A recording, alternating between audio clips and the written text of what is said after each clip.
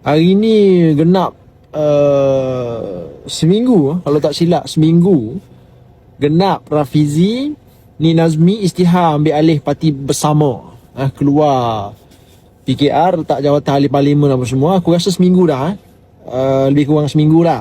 Dan selama tempoh seminggu ni kan, kita tengok yang sama-sama keluar ikut jejak Rafizi, Nik Nazmi ni kan, hanya bekas-bekas pimpinan sahaja, bekas-bekas ketua cabang.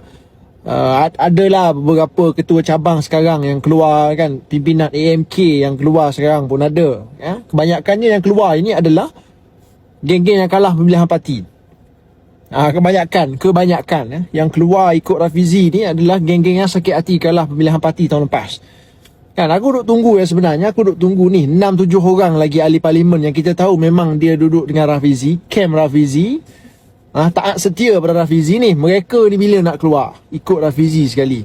Setahu aku geng-geng Rafizi ni mereka semua dah hilang kepercayaan pada Anwar Ibrahim, pada Perdana Menteri Dah tak percaya dengan parti, dah tak percaya dengan presiden, tak percaya dengan Perdana Menteri. Duduk dalam parti buat apa lagi?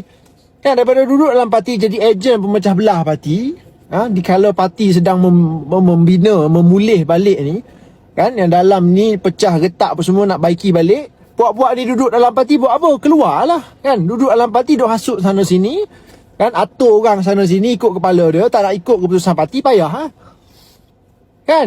Duk kacau pergerakan parti, silakan keluar nak ikut Rafizi. Senang cerita. Apa nak heran kita ni, aku benda ni pada aku tak jadi masalah, tak jadi kudis pun untuk PKR. Terus-terang aku cakap, apa nak heran. Sebelum ini PKR pernah berpecah lagi teruk, jauh lagi teruk.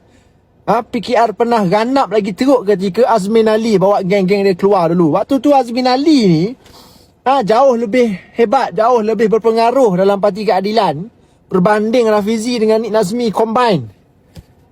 Tetap PKR boleh survive. Oh, nak banding Azmin Ali dengan Rafizi ni, jauh berpengaruh Azmin lah dalam parti ni. Azmin dia ramai pengikut dia dalam parti kan, sampai sekarang ada lagi dalam parti ni pengikut Azmin tu kan. Tapi Azmin bawa keluar orang-orang dia, Zuraida keluar dengan geng-geng dia tu lah kan. Tapi tetap juga Parti Keadilan boleh survive.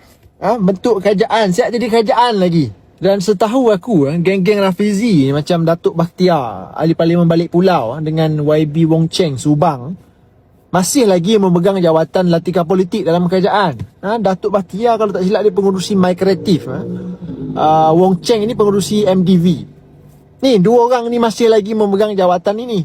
Duk meroyak macam-macam kat luar. Hilang kepercayaan pada Perdana Menteri lah. Tak percaya pada Anwar Ibrahim lah. Tak setia pada Rafizi lah.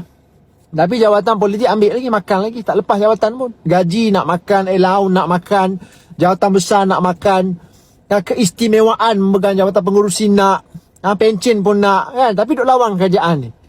Kalau lawan kerajaan duduk dekat pembangkang tak ada masalah, third force ke silakan lah. Tapi duk lawan kerajaan, duduk dalam kerajaan, duduk dalam parti Perdana Menteri, apa benda punya perangai ni?